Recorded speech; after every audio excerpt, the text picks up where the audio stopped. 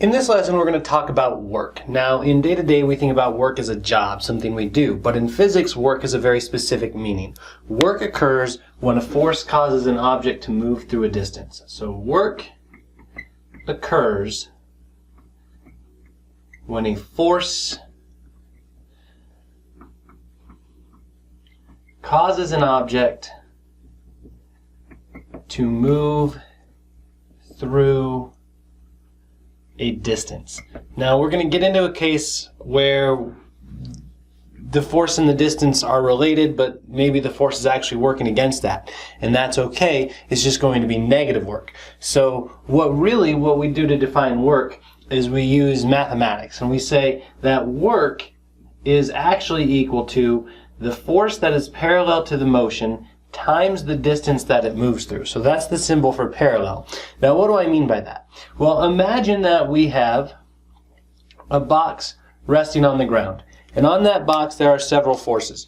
We will have the normal force pushing up on the box, and we have the gravitational force pulling down on the box, and say somebody is pulling on the box this way at some angle above horizontal, and then of course there would be a frictional force acting against that motion.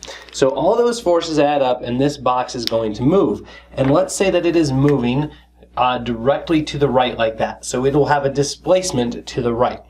Then which ones of these forces are doing work? Well, any forces that have components parallel to that displacement are doing work. So you'll notice this force vector right here, the applied force, F applied, that force is actually going to be doing some work. But not all of that force does work, only the little bit of the force that is in the same direction as the motion.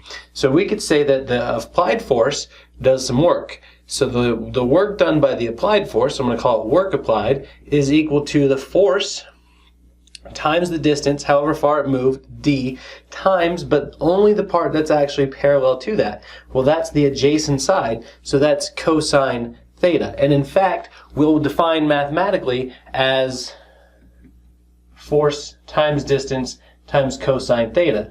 Now technically, these are magnitudes. Work is a scalar quantity. It's not a vector. It does not have a direction.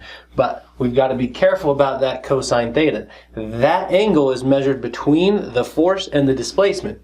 So theta is measured between the force and the displacement.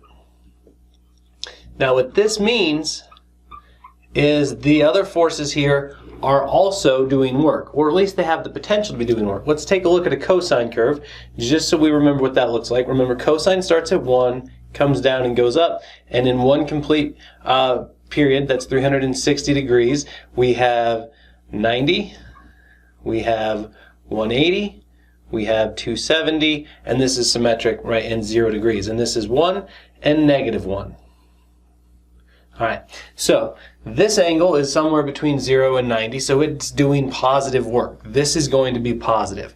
However, the normal force, if we apply this rule to it, Fn times d, whatever distance it moves this direction, times the cosine of the angle between the displacement and the force, that's 90 degrees, so cosine 90.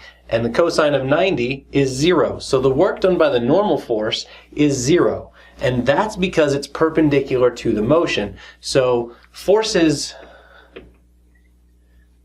perpendicular to motion do no work on the object. Now that's interesting. Forces do work. Work is done by forces, and work is done on objects. So this applied force is doing some work on that object. The normal force is not doing any work on that object. By the same argument, Fg times d times the cosine of, we could either call it negative 90 or 270, they're coterminal angles, either way, it's still 0. We have cosine of 270 is 0, so there's no work done by that force. But the frictional force, the work done by the kinetic frictional force, actually is a non-zero value. It's a negative value. So we take the frictional force, Fk, times however far it moved, d, times the cosine of 180. And the cosine of 180 is negative 1. And so the work done by friction is actually equal to the negative of the magnitude of the frictional force and distance, which tells me that the work done by friction is there. It's not zero, but it's opposite the work done by the applied force. And so forces perpendicular to the motion do no work, but forces opposite the motion do negative work.